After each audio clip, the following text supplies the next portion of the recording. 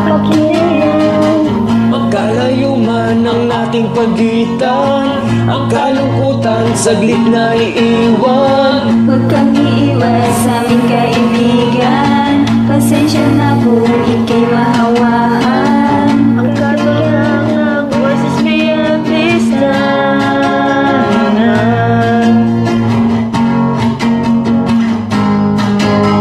Pagbulat ng taong anong makikita, pagtulog sa gabi sila pa rin ang nabida.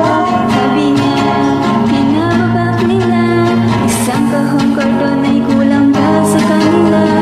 Asa na hustisya kung pikunin ka, sama-sama na.